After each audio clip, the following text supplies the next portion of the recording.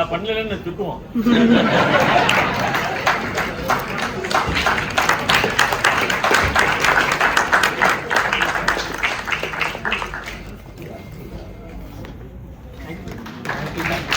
Sir sir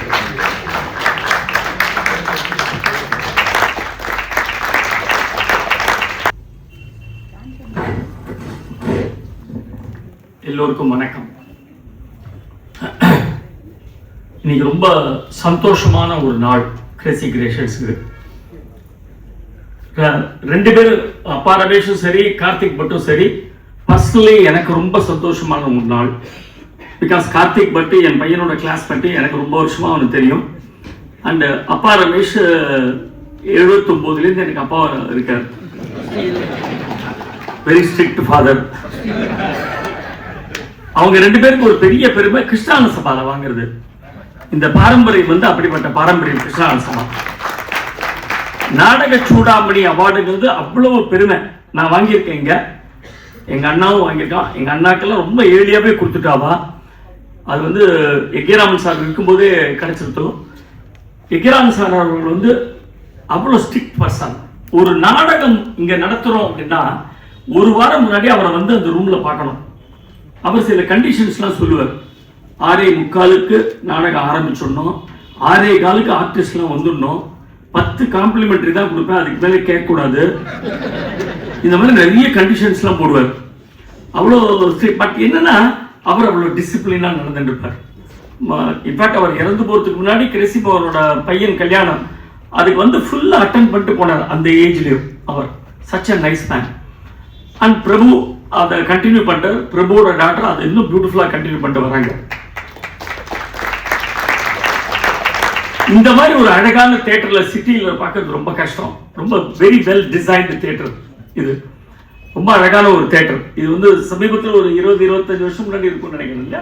இதை renovate பண்ணி ரொம்ப பியூட்டிஃபுல் தியேட்டர். ட்ராமா போடுறதுக்கே ரொம்ப சந்தோஷமா இருக்கும் இங்க. நான் ஒரு காலத்தில் இங்கே வைகுண்ட ஏகாதசி அன்னைக்கு ராத்திரி 10 மணிக்கு ஞானவழி ட்ராமா பார்த்துருக்கேன். இங்கே என்னோட சித்தி வீடு இங்கே இருந்தது. அங்கேருந்து நாங்கள்லாம் நடந்து இங்கே ஒரு 10 ரூபா 15 ரூபா டிக்கெட்டு. சாந்தி ஆர்ட்ஸ் அகாடமின்றது வரதராஜ் எனக்கு தெரிஞ்சிருக்கும் கண்டிப்பா. அந்த சாந்தி ஆர்ட்ஸ் அகாடமியில் நாங்கள் ராத்திரி 10 மணிக்கு இங்கே ஞானவழி ட்ராமா பார்த்துருக்கோம்.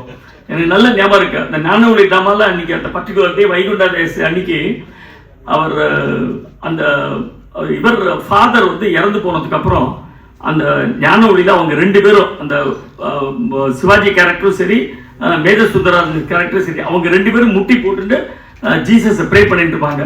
அந்த பர்டிகுலர் டே ராத்திரி மாதிரி 12 அந்த சீன் வரும்போது அவர் இறந்து போயிட்டு அவர் அப்படி படுத்துட்டு இருக்காரு. அவர் இரும்பிட்டார். ஓன்னு எல்லாரும் சிரிச்சுட்டா அப்படியே.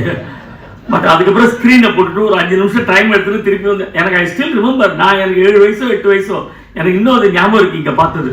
அதே மாதிரி UAO YG Mahendra first time நான் பார்த்தது இந்த தியேட்டரில் தான்.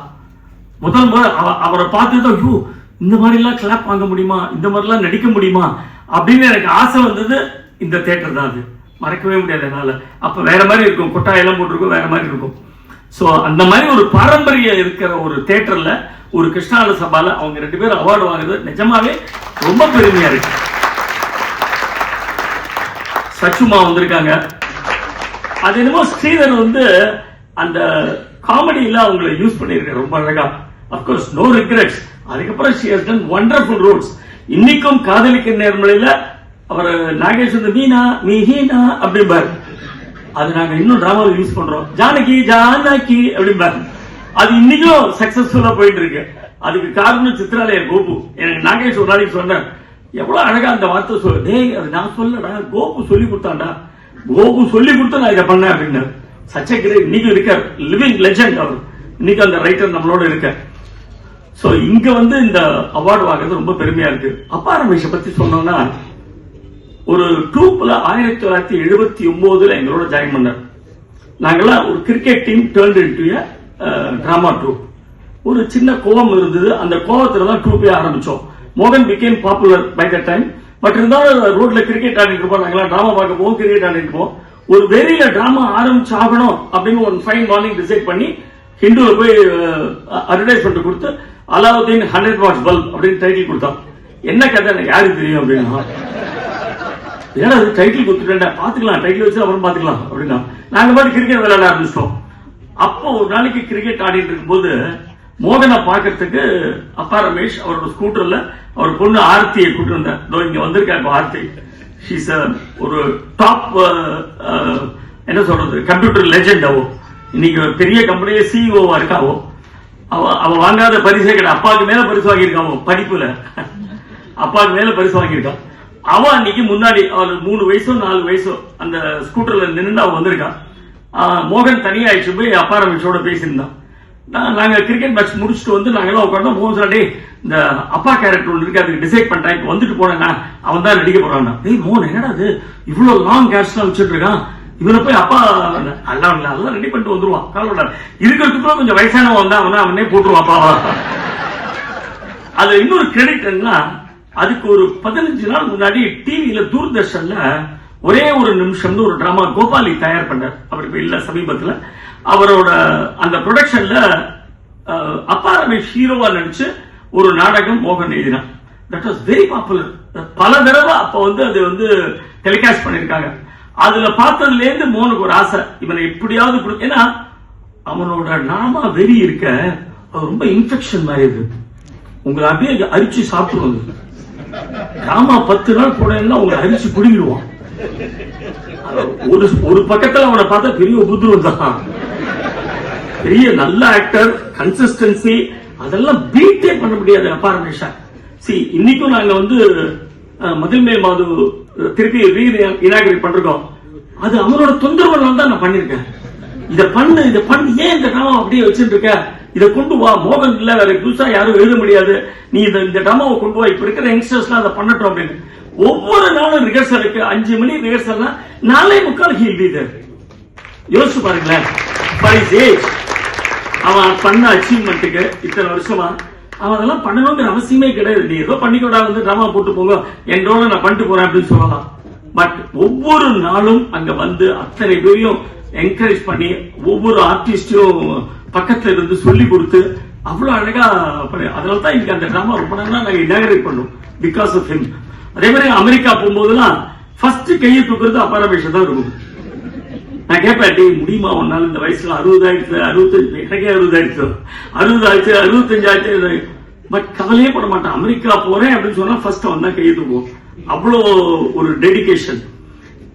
அதாவது கன்சிஸ்டன்சி ஒரு ட்ரூப்ல இருந்தா, ஒரு ஆர்டிஸ்டுக்கு இருந்தா, பேஷன் இருந்தா அவன் பெரிய லெவல்ல குரோ ஆக முடியுங்கிறதுக்கு உதாரணம் அப்பா ரமேஷ். எனக்கு நல்ல ஞாபகம் இருக்கு, நாங்க ஐஎஸ்ஆர் ஒரு ஆக்டர், நீங்க எல்லாம் கேள்விப்பட்டிருப்பீங்க, எவ்வளவு பேருக்கு தெரியும் தெரியல. ஐஎஸ்ஆர் நாங்க ஃபெலிசிட்டேட் பண்ணோம் 1999ல ராணி சீதேஹால். நாங்க பார்த்த சிறந்த நகைச்சுவை நாடக நடிகர்களை நாங்க அன்னைக்கு ஃபெலிசிட்டேட் பண்ணோம் 10 நாள்ல. அதுல ஒரு நாள் ஐஎஸ்ஆர் ஃபெலிசிட்டேட் பண்ணும்போது மேடையில பாலச்சந்தர் சார் கூட்டிருந்தோம்.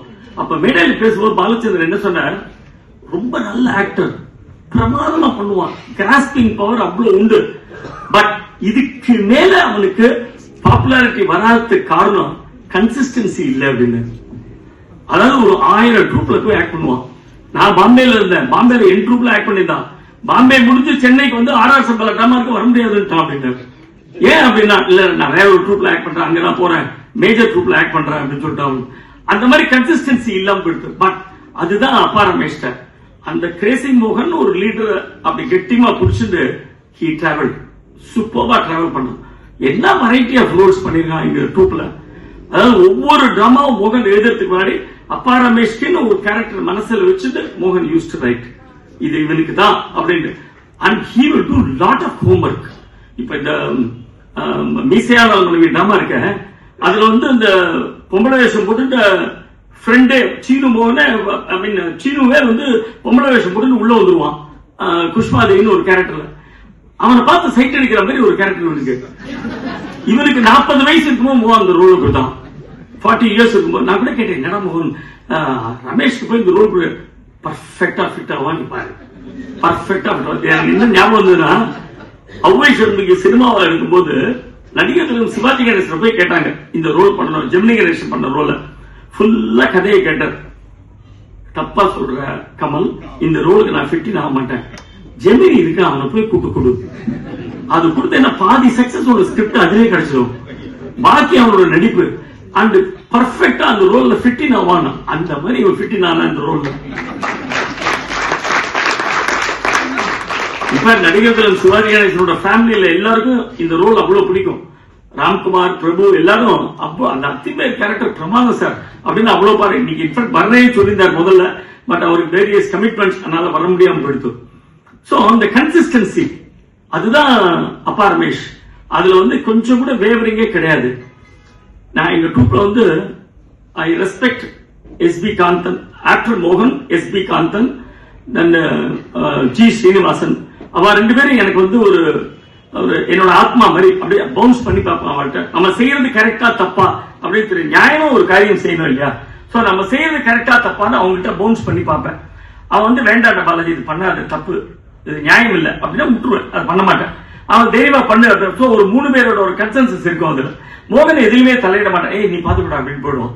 அதுதான் அப்பா ரமேஷ். சில நல்ல விஷயங்கள் அவன்கிட்ட நான் நிறைய கத்துட்டேன்.